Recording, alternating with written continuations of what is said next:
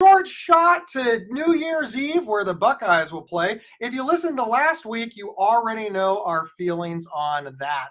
But before we get to our super awesome guest, let me tell you about our email list. See, email list is where you find out about things like this. It's where you find out about our gala. It's where you find out about our walk. It's where you find out all about our legislative advocacy, things that you can do at home to help the mental health community. It's absolutely free. We send about one a week. I can't recommend it more. Jeff, do I always do a good job selling NAMI Tennessee's email list? you are our biggest. We're happy to have you as a host, because when I first started stuck at home, and now you're going all around the world and you're speaking at conference, forgotten your friends at NAMI Tennessee. So but I'm here right now. How have I forgotten you? You haven't. You've stuck with us. Well, that. So if you're listening and you need a keynote speaker for, I do. Your screen locked up right when you told everybody that if they needed a keynote speaker, they should hire me. So I think that was the universe's way of saying, hey, don't turn this into an infomercial. Jeff, today's topic is our mental health wishes for 2023. You want to kick us off and get us started? Well, I do. First, a healthy new year, because we're hearing in the news about flu and respiratory and COVID and hospitals, and we don't want to go back to be away from people and all shut up in our homes. For health for the new year, of course, and the Buckeyes victory. Both world. My biggest hope really is we don't hear about it really is just upsetting, and we hear in the news prominent that ends their life through suicide. And I was way back before I came to NAMI, and what I learned at that time is that people can feel like things will never get better, and if they had a time machine to see their life in the future movie and future Christmas and that, their life may be totally that happened in Columbus, Ohio. When I was working in the emergency room at River City, Gabe, and there was a 17-year-old girl that was brought to because she had taken an overdose and wanted to end her life, and the reason is because she was not allowed to go to so at the time it felt big and horrible, and I hate my life and it won't get better. I possibly know what her life would look like 5 years later. We just don't part is that sometimes our coping skills are not so good when we're depressed, and there's a big side in depression. We're not at our best at thinking about problems and solutions, so we feel deeply where we are at that moment. And I hope we find ways to do better with sushi. And it's really devastating. We see the high profile ones in the news, but when I think life, I can think of a lot of people that were not celebrities that aren't with us today due to is my biggest hope. If we could find a way to get do a little bit better. I'm starting with the heavy one, Gabe. Yeah, that's a, while you were talking, one of the things I think about is there are resources out there, right? There's not enough resources, but there are resources out there. And as a mental health advocate, I'm always trying to figure out where to advocate, right? And one, I want there to be more resources because they prevent the things that you are talking about, and they help prevent. They could prevent. They're potential safety nets for the type of prevention that you talk about. But there's another side to it, and that's a lot of people don't know they exist. They don't know how to get to them. And even when people ask for help, we don't do such a good job of getting them the help that they need because we don't understand. So one of my mental health wishes for 2023, one of them is obviously a bigger social safety net, more funding, more resources, more help. Okay, but that's that's going to take a while. I want more people to know what to do when somebody says, I'm thinking about hurting myself, I'm thinking about killing myself, I'm depressed, I want people to know how to help.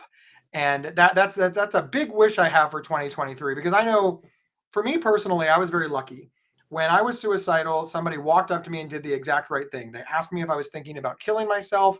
That got the answer that they needed, which was yes. Because of that answer, they were able to get me the care that I needed, and I became all of this, which is a person living in recovery. But what if I hadn't ran into that person? What if that person didn't know what to do? What if I had all the same symptoms, just displayed all the same traits, asked for help in all the ways that I was, and I just kept running into people who didn't know? Then I never would have been taken to the hospital. I never would have been diagnosed. I never would have been helped. I never would have reached recovery. And my story would have ended much, much differently. The reason I tell that story is because the resources obviously existed for all of the years that I was sick. And my family, in hindsight, Monday morning quarterbacking, were like, why did we not help you years before? And the answer is because they didn't know. It wasn't that the resources were unavailable, it's that they did not know that they existed or how to utilize them. So a big wish that I have for 2023 is that more people understand how to help people who are suicidal, who are having a mental health crisis, who could potentially be having a mental health crisis, or of course, who are suffering the signs and symptoms of serious and persistent mental illness. I would love, love, love, love, love, love to see society better understand how to help people in those situations. Mm-hmm. Well, I'll take it one step further, because it's not just society, but because if you feel like the pain will not end and there's not recovery, then you're believing something that may be totally out. You and I both know many people that have felt helpless and hopeless at that time, and and that recovery is possible. But if you're in the middle of recovery, for me, there's no help for me. And so part of it is being willing to have some, and talking to a peer might help with that. We always talk about peer. Um, Also, just trying to remember that how I feel in this moment is necessarily how I will feel always. So a lot of people with a mental health condition, they struggle with sleep, for example. And when you're in the middle of that night and it's 3 in the morning, it takes forever, and it's 3:02, that can feel like it won't end. But time flows, and it does end. But so we kind of get a little part of that too, is trying to remember that aren't just how we feel that moment, that things change. This, it may not come up. It could be a cloudy day, but there will be light in the sky. But there's sometimes we talk about psychiatric hospitals, and there's pros and cons about them. They could, a lot of people, when I worked in psychiatric hospitals, they wanted to know when they could leave. But one of the hospital to me is it could keep us safe until our support and our problem solving from medications and therapy can kick in. I love what you said about I wish that people like me, and somebody who lives with bipolar disorder, if you would have asked me 24 hours before I was committed to a psychiatric hospital if I thought that anything was wrong, if I thought that I was sick, and if I thought that thinking about suicide every day of my life was abnormal, I would have said no. I'm perfectly healthy. I'm perfectly fine. There is nothing wrong. I had no idea I was sick. Forget about my parents. Forget about my support group. Forget about anybody around me. I didn't think anything was wrong. I I am right in line with you, Jeff, that a mental health wish for 2023 is that people can recognize their own vulnerabilities, their own potential mental health crisis issues, their own everything. Because if oh man, I can only think of what would have happened if I could have been diagnosed younger, if I could have realized something was wrong younger, if my parents had the words, understanding, or idea to talk to me about mental health things younger. It's not that they were unwilling; it's that they didn't know. My family. You got to go back to the '80s. we very much believed that mental illness was something that happened to other families and that we didn't need to worry about it because we were good. We were stable. We worked hard. My parents loved me and were engaged. And we thought that those things were protective factors. And they are protective factors, but we thought they were infallible. We thought as long as we loved each other, supported each other, and created stability, that mental illness could not get to us. And boy, were we wrong.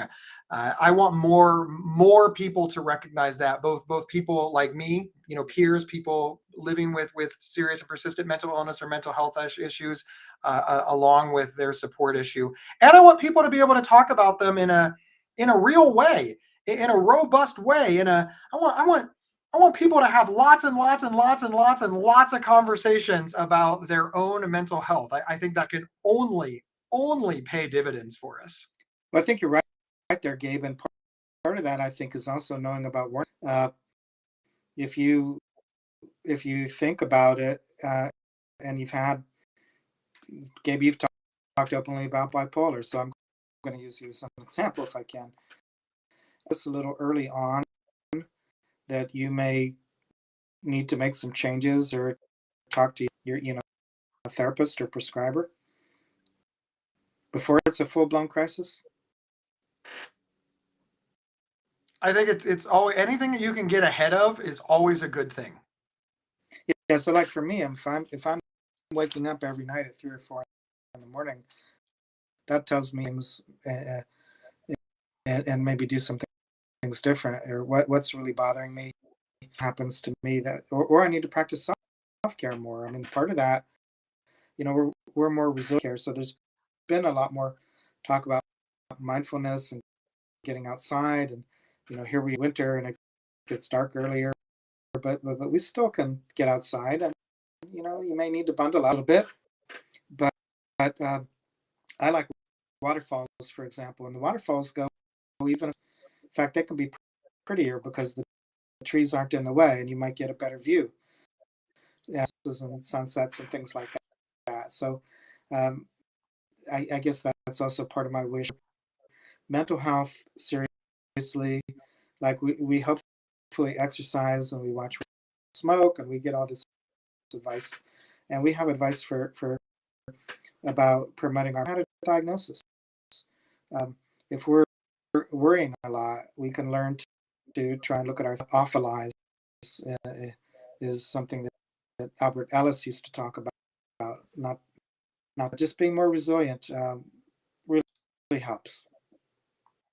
I really want people to understand that resiliency is something that we're all capable of. We may not all have it in the moment, but we're all capable of acquiring it, learning it, because sometimes resiliency is just asking for help. Sometimes resiliency is accepting help. It's not just about being pummeled and pummeled and pummeled and pummeled and pummeled and pummeled and pummeled and taking a beating. And I think that so many people believe that that's what resiliency is. Like they can just take a beating and because they don't fall down, that's resilient. That's I would say that's a pretty resilient individual. Not to me, but I got to tell you, oh, I'm sorry, Jeff. Just walking, that can help resiliency. But there's exactly. It's not about taking a beating and still being there. It's what can I do? Just deal with the stressors that come my way. That's exactly right. Resiliency is also taking that walk when you don't want to. It's developing that hobby that you've started at 45, 50, 55, 60, 65, 70. And everybody's like, why are you learning to play the piano? You're 70. Because I've always wanted to. I think it takes a resilient soul to realize that they need to shift and move into something new. But I really think that resiliency as a word has somehow been hijacked to I can be abused and not fall down. I do think that being able to tolerate and defend yourself among an onslaught of stuff like that is a sign of resilience as well. But I like what you said there, Jeff, about it's also resilient to take time for self-care, to respect that you need it, to make that time and to do it. That's resiliency as well. And I think that's a beautiful thing that maybe people misunderstand. Another mental health wish I have for 2023 is that people realize the value of small things. And right now, when people want to make mental health changes, they're like, okay, I'm going to do yoga for 2 hours a day. I'm going to get up an hour early and do mindfulness. And those things are great and wonderful. And if you can work them into your daily routine, I think that is incredible. But small things work wonders as well. Parking at the back of the parking lot so that you have an extra 3-minute walk into work, right? Those are big, big deals. Taking 5 minutes of your lunch hour and doing mindfulness, taking the steps instead of the elevator, lighting a candle when you take a bath or a shower, just because, hey, that's better. Not taking your phone to dinner, right? Telling everybody no phones at dinner once a week. I'm making dinner. We're not doing it in front of the TV. We're not doing it with our phones. These are big things that help our collective mental health and our personal mental health as well. And they're small things. I just to tie that all up in a nice little bow. See what I did there using the holiday theme still? I really wish that people understood that small changes can have a big impact on our mental health. That's absolutely correct. And I have another big wish. Every year I've had the same wish for a long time. New treatments that really help people. Uh, there's a lot of suffering and pain, health conditions, and we've had TMS has come out, and some people I hear mixed things, but maybe that's helping people. We're hearing about the psychedelics, and maybe they're going to help, but they're not really market yet and tested and quality controlled, as far as I know. But medications that have less side effects, and medications help many people, and I wish we had new and better ones, or as well. It can be things using technology, uh, virtual reality, and learning more positive self-talk. What these things will be, but I hope that we've got new things that are affordable to people, that can scale up in size, and it's not just if you have a large copay where you can do it. I hope we get some new treatments. I could not agree more. I don't think a lot of people realize that many of the advancements in psychiatry have been serendipitous. They've been accidents. Somebody was researching, investigating something else, and during the clinical trials, during the testing phase, they noticed that. And then once they noticed that, they're like, okay, well, let's explore that. Let's figure out what this is. Well, there are some. There's very, very few people who are like, okay, let's invent a pill that fixes psychosis. And then they investigate, and try to solve that problem. The pills that impact people with mental illness were often accidents. They were stumble upons. Now, I'm very grateful that they were stumbled upon, but I would love to see billions of dollars of research poured into curing schizophrenia, curing bipolar disorder, rather than having to hope that somebody stumbles upon something that is beneficial for us. And I want to echo the other sentiment. There are many new, or maybe not many. There's a few promising new treatments for people with serious and persistent mental illness that are so incredibly expensive. And I think, wow, I don't know how somebody who is living on disability, or is somebody who is only able to work a part-time job, or somebody who is 18 years old and has their first job out of high school, are supposed to be able to afford these treatments. They're so expensive. They they take many paychecks for people making minimum wage, and even some insurance where it's an 80-20 pay.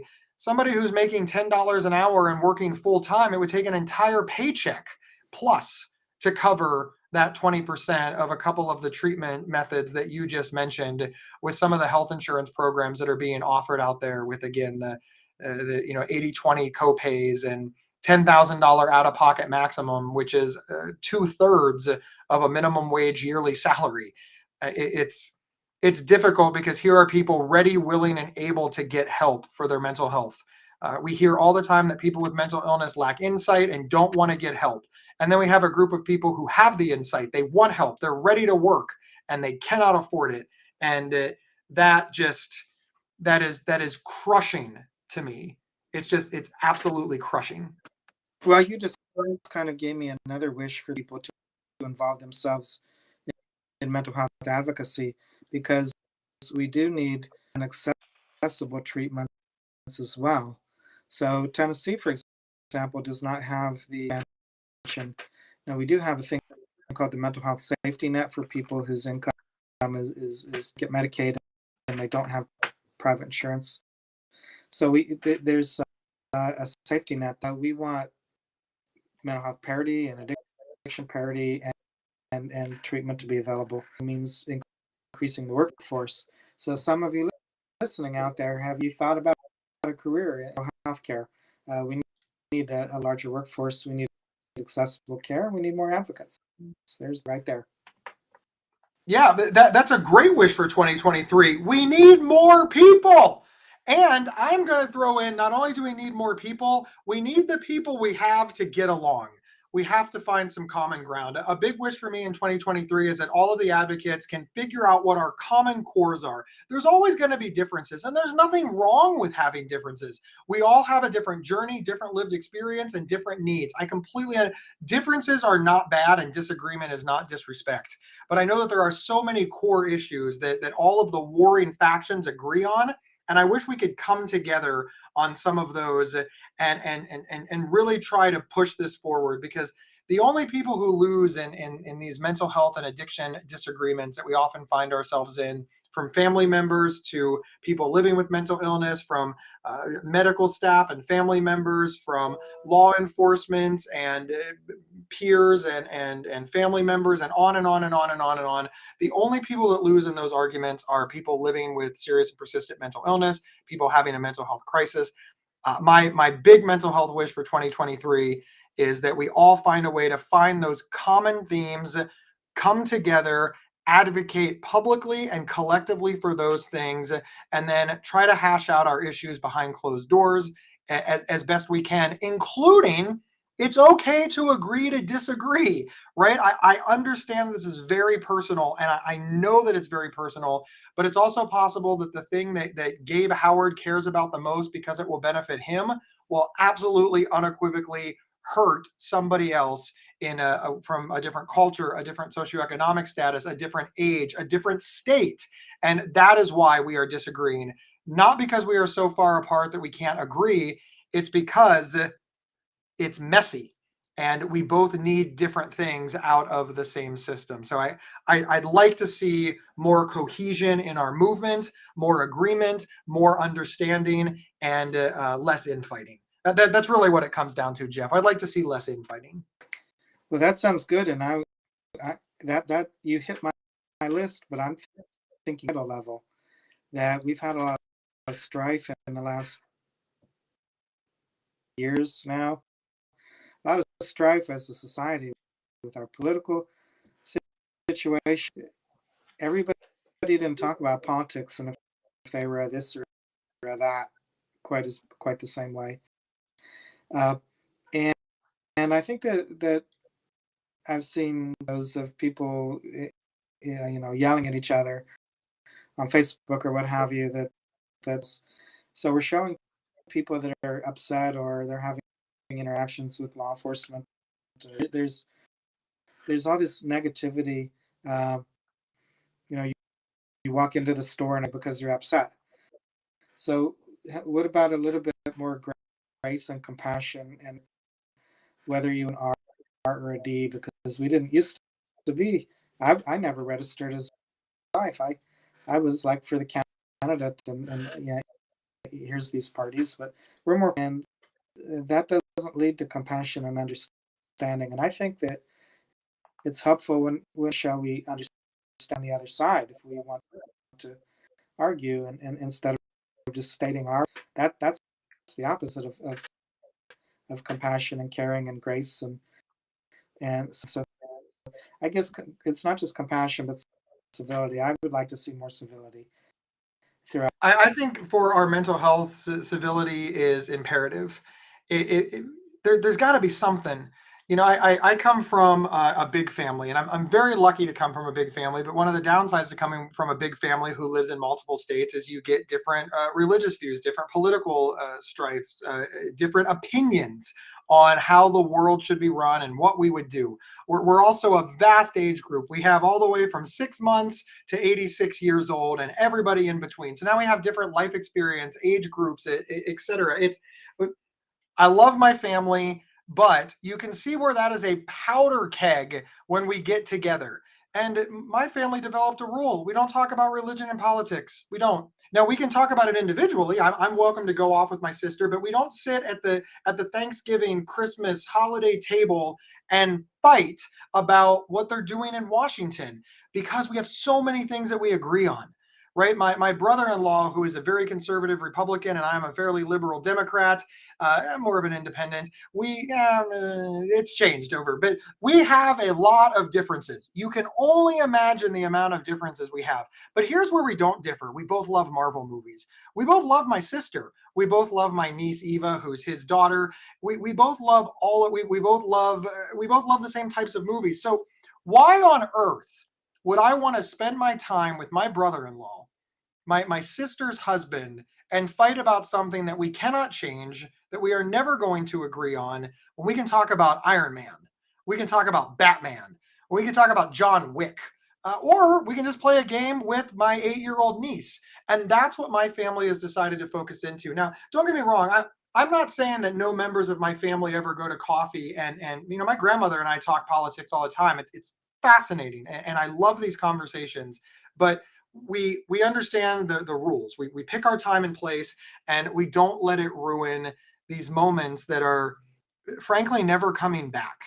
And while it is important to discuss politics, while it is important to discuss religion, while it is important to share your truth with people, I think that it's equally important to be civil, respectful, and also spend some time on that common ground. Remember why you love each other. Remember what you have in common. Because without that, you're just warring factions. And I think the world has enough people who are going to beat us down that creating this in our own family, I really think it's bad for our mental health because now there's no place to hide, right? You see it on television, see it on the media, you read it in the paper, you see it on social media, you see it in the news, you hear it from your coworkers, you see it from your job, and then you go to your family and everybody's still fighting. That takes a toll. That takes a toll on our mental health. I hope that we can be more civil to each other, but I also hope that we can take responsibility for what we can control and create more of that civility in our own families. There's no reason to argue with Uncle Bob anymore. Uncle Bob ain't coming around. He ain't coming around, but Uncle Bob is fascinatingly awesome when it comes to how well read he is. And if you can talk to him about philosophy, he will become your best friend instead of your political rival. And I think that has so much value. So much value. I have no idea if Uncle Bob is your political rival or if he knows anything about philosophy, but you get my analogy.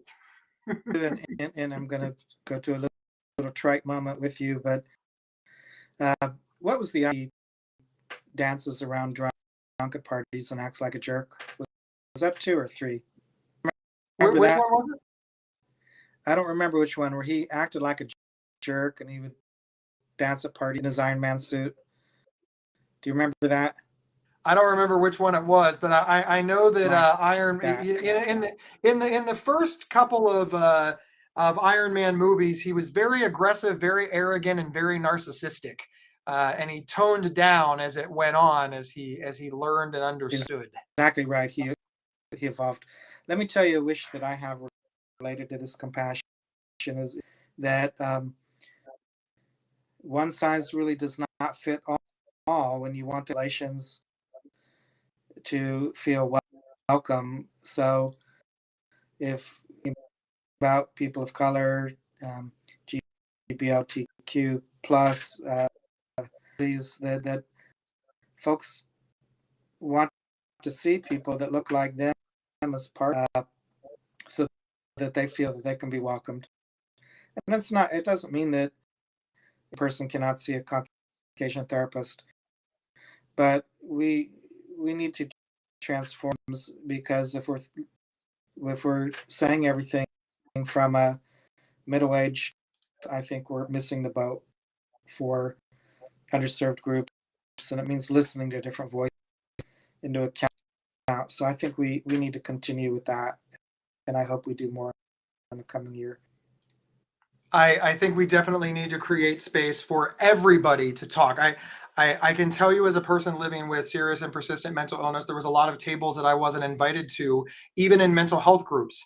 I remember 12 years ago, I was on the board of directors for a mental health charity, and I wasn't allowed to vote because the Consumer Council representative was not a voting position, and I was the only one. I was supposed to represent people living with mental illness, but I could not vote on anything. That has since changed. There's been so much change and progress, and that is a very, very powerful thing. But let's not forget where we came from, so that of course we don't go back.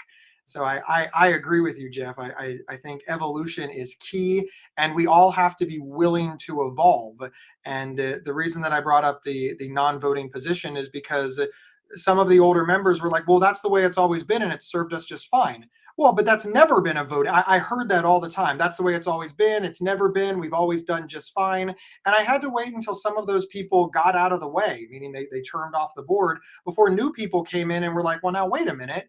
And I don't think those people were the people that wanted it to stay the same were bad people. I don't think they were negative. They were sincere and honest and hardworking. And I count many of them still to this day as mentors and friends.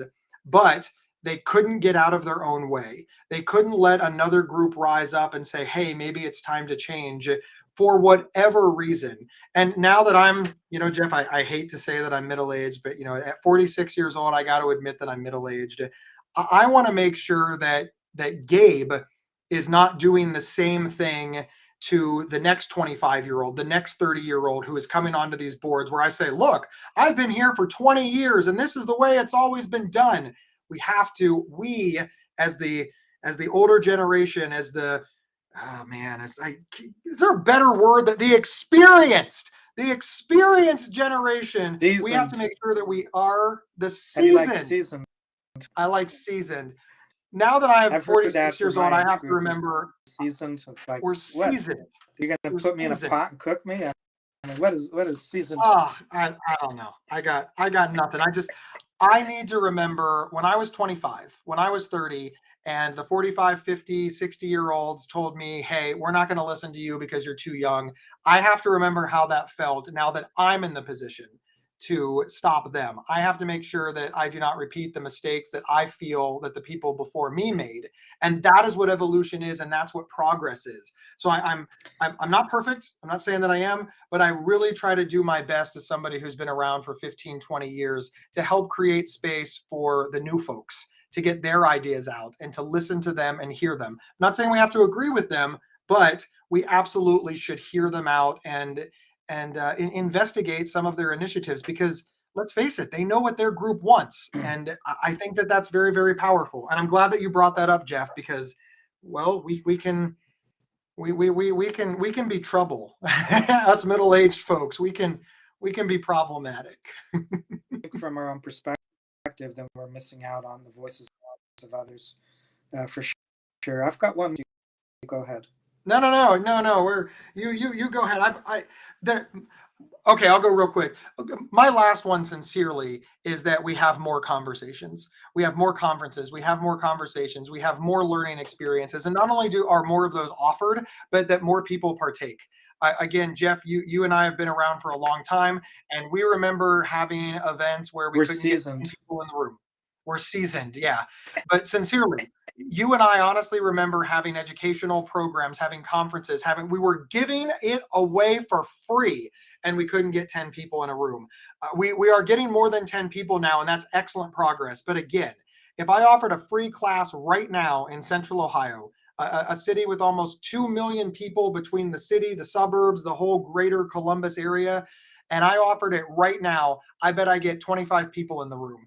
And mental health impacts everyone. Mental illness is serious. People can die from it. And the biggest prevention is knowledge.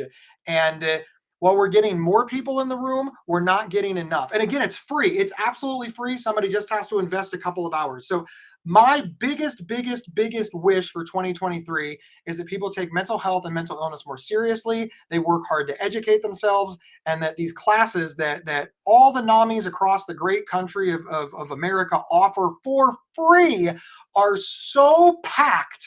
We have to expand. That is, I want every family to family class, every connections group, every peer to peer group. I want them all having waiting lists so that every NAMI affiliate in America has to expand their classes and train trainers at a phenomenal rate, so that more and more people understand how to help themselves and how to help their loved ones. That's my final wish for 2023. It's a big wish, and my wish is bigger, I believe, and it's this: something about homelessness. It's getting to be just so much, so very troubling to me that we're not this problem. It's a challenge. Evidently, there's not easy answers. We would have been doing it. We got to do a lot better. I do not disagree with that one iota, Jeff. Jeff, I can't believe it's going to be 2023 in just a few days. Sincerely, do you have a score prediction for New Year's Eve? Like OSU 90, Georgia 3. No, I didn't expect the last outcome against that school that we won't. Ohio State's playing Georgia, which is the number one, and I believe they're from last year, so they're the returning national champion. I'd like to see a victory. I'm just going with I'd like to see a victory. They are not favored, but last time we were favored, we lost. This time we're not favored, so it's utterly meaningless, but it's fun to think about. Jeff, thank you so much for everything that you have done in 2022 and for hanging out with me and for allowing me to host these shows. I certainly appreciate it.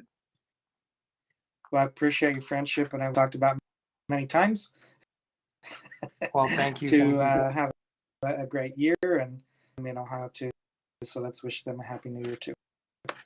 Absolutely. Happy New Year, everyone. Happy end of holidays. I hope yesterday was fantastic. I'm assuming that you're all watching this live. If not, however many days ago, that's how Christmas was. That's how many days ago. I wish you had a great day. I just wish they had a great day every day. But what I want you to do right now is go to NAMITN.org and sign up for NAMI Tennessee's email list so you don't miss a thing in the new year. Happy New Year, everyone, and we will see you in 2023. Bye, everyone. Bye.